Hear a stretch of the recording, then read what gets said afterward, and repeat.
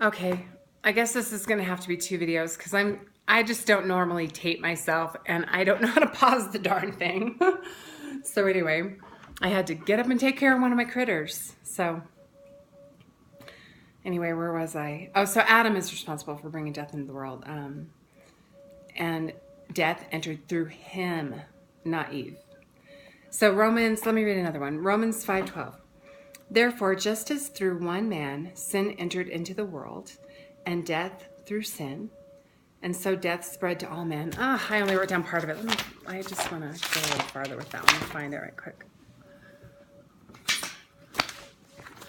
Hold on. Let me read this is the Romans again.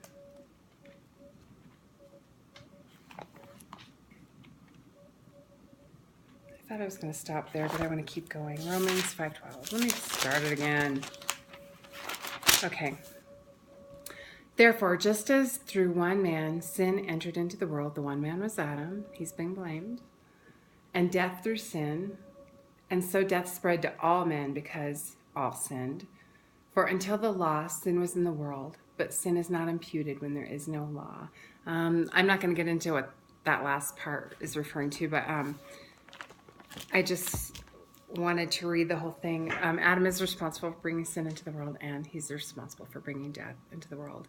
So sometimes when people lose their loved one, I've heard people say, I just want to know why. I want to know why God let that happen or why he took them.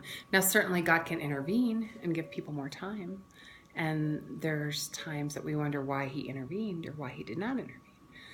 But even if God does intervene and gives someone more time, eventually that person is going to die, not because God chose for them to die, but because Adam chose to bring death into the world. And Adam and Eve were rulers. They were the rulers. They made the decision. They had the power to make that decision. God gave it to them, and they used it, and they brought death into the world. So when we wonder why a loved one dies, they died because Adam ate that fruit. That's the simple reason to why they died. Now we may wonder why they were not given more time or whatever, and we may not always know that answer. But even if they were given more time, they were eventually going to go. And for the believer, I don't really look at it as God took them. I look at it as God received them. They died because of the curse that Adam and Eve brought on the world, and God received them because they trusted in Jesus to save them from their sins. So let me read one more. 1 Timothy 2:14. And Adam was, this one is good. This one really explains that Adam did this on purpose. He ate that fruit on purpose. And Adam was not deceived. Let me start again. And Adam was not deceived, but the woman was deceived and became a transgressor. So clearly Eve did not know what she was doing. She was deceived. She had never been deceived before, so how would she know what it meant to be deceived? But Adam was not deceived. He ate that fruit on purpose. He knew what he was doing. So one question might be, first of all, why did the serpent even approach Eve and not approach Adam? And I have ideas about it. I mean, we're not given the exact detail in Scripture of what was going on. But when, the Bible says that Satan roams around as a roaring lion seeking whom he may devour. So Satan isn't just going to try to devour anybody. I mean, he's seeking whom he might devour. And he's trying to deceive people. And he couldn't really kill Eve. He had to convince her to kill herself. So she was the one with all the power. So even if you're looking, take like a perpetrator, maybe somebody who's going to attack another person. He is most likely going to watch people, and he's not just going to try to attack anyone. He's going to look around and observe people and see who might have a vulnerability, who might be a little bit easier to attack or deceive. Even people like that try to deceive, try to get someone in their car or whatever. And they're going to look for someone with a vulnerability. even a wild animal who is trying to hunt. If they're hunting and they see a herd of, lions hunting, it sees a herd of zebra, it's going to look for one maybe a little smaller, maybe an injured zebra, or one that maybe isn't running as fast, just something more vulnerable about that prey, so that the lion can make sure it catches its prey. So my suspicion is that when the serpent observed Eve and observed Adam, he felt like maybe Eve was a little bit more vulnerable to believing him than Adam. So I don't know what that might have included. Maybe, the two trees were in the middle of the garden, the tree of life and the tree of the knowledge of good and evil, and they weren't allowed to eat from the tree of the knowledge of good and evil. Maybe Adam stayed clear away from it. Maybe he never went near it. Maybe Eve went a little closer to it. Maybe she looked at it more. I don't know. Something like that could have happened that might have made the enemy think that she might be more susceptible to his deception. My suspicion too is that the enemy did not go to Adam to deceive him because he didn't believe he could deceive him. So I think that, and clearly he wasn't deceived. Even when he did eat the fruit, he wasn't deceived. So I believe that probably the enemy thought he couldn't deceive Adam, and so he didn't go to him. That's my theory. But we can also ask ourselves, why did Adam eat the fruit then? He knew he wasn't supposed to eat it. He'd never eaten it before. I know I watch Andrew Womack once in a while, and he thinks that Adam actually did this as a suicide. It was a suicidal act, he thinks, because when he saw Eve eat the fruit, there was an immediate change. She probably panicked. She probably felt a change in her body. A curse came down on the world. So even though a lot of things, it took time to see the change, obviously there was an immediate change. She knew she was naked. She probably freaked out. And Adam might have clearly understood that she was going to die. And even though they hadn't experienced death before, he might have panicked. Andrew Womack thinks that maybe he didn't want to live without Eve, and so he wanted to die with her, which is possible. And also it says she gave him the fruit, which shows the power that she had over him. The enemy may not have been able to convince him to eat that fruit, but she clearly did. And maybe she didn't want to die alone.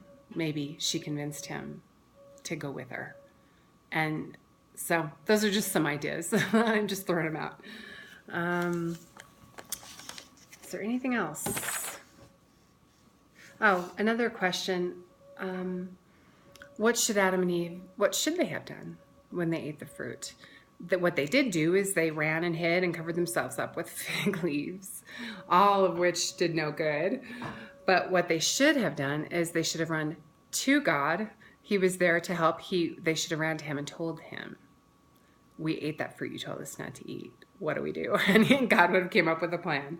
But instead, God does seek them out and does help them. So I want to get into, we're only going to do a couple because this is such intense reading, and I don't like to spend more than 20 minutes on my videos. So let's do Genesis 3, verses 17 through 19, just 3 verses.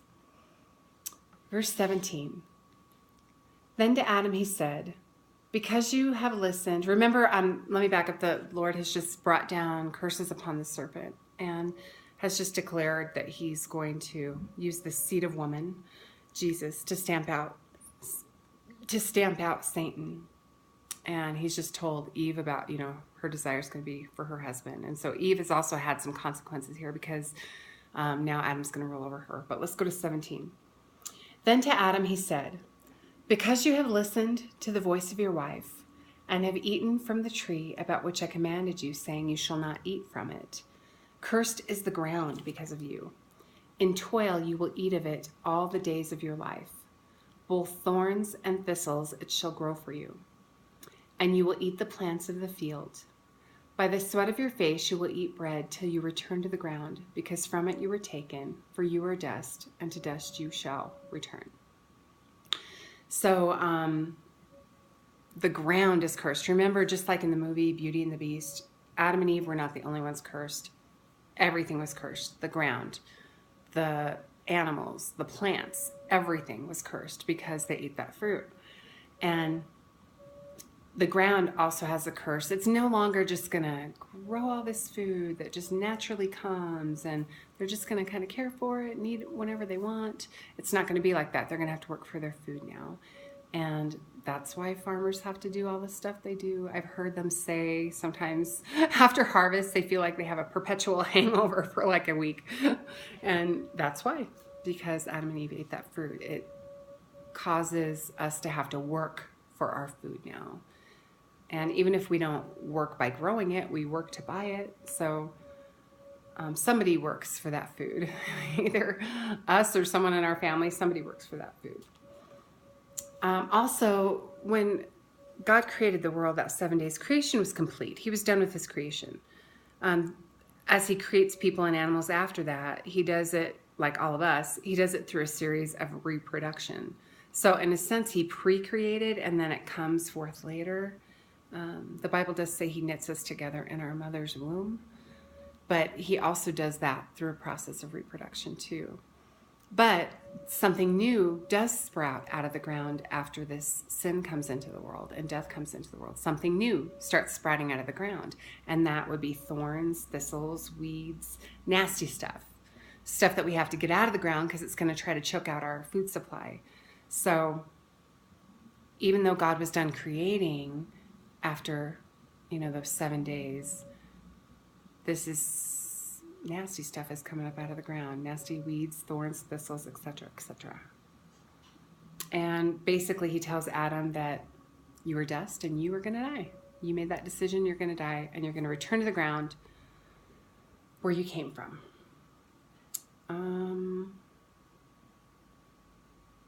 I do have a little bit more time. Maybe I'll go a little farther. Remember this word again. And I know how to hold it this time. That it means in the day of. God said, in the day that you eat of the fruit, you will die, which can mean a day or a longer time period. So in this case, it means a longer time period. Remember, there's still all that water in the sky. No rain has come down. So what ages people is the sun, and all of that the sun is having to come through all that water. So people are not aging like they do now. So Adam and Eve are going to live a lot of years before they die. They are going to eventually die, though. I used to ask my students, when Adam ate that fruit, did he die? And they would say, oh no, he didn't die. And I'm like, well, where is he then? And they'd be like, oh, I don't know. And I'm like, he did die. And then I asked them, what would have happened if he had never eaten the fruit? And they weren't, most of the time they weren't sure what to say, but the answer is he would still be here. So that always kind of blows them away, because we don't imagine someone being thousands of years old and still being here. But man was created to live eternally on the earth. And Adam and Eve had power over that life, and they chose to give it up. It's not God's fault that people die. It's man's fault that people die. So oftentimes when people get angry with God because someone dies, their anger is kind of, it's misplaced a bit, because although God can certainly intervene, we're going to die. And for the believer, we want to eventually die, because we were created to fellowship with God and live with him. That's why we're here, is to know him. And so we would never get back to him if we did not die. So it's a good thing that we did die. So anyway, I do want to go through my 3 points, I guess, for this little section. All right. Number 1. People hide from God because of their shame, but God comes looking for them and will fix their mess. He sought out Adam and Eve immediately. He wants to fix their mess. And some of these points kind of have to do with some of the other stuff we read too. Number 1 again, people hide from God because of their shame, but God comes looking for them and will fix their mess. Then number 2, when Adam ate the fruit, it caused a great curse to come not only upon himself, but upon the entire earth and everything in it. Again, When Adam ate the fruit, it caused a great curse to come not only upon himself, but upon the entire earth and everything in it. Everything suffered from Adam eating that fruit. Everything. The animals, everything. And the third point. After the fall, people had to work much harder for food and had to wait for their deaths. After the fall, people had to work much harder for their food and had to wait for their deaths. So at this point, Adam and Eve have been told, you've made the decision, you're going to die, and they sort of just had to, live as long as they had and wait for that to happen. All right, join me next time.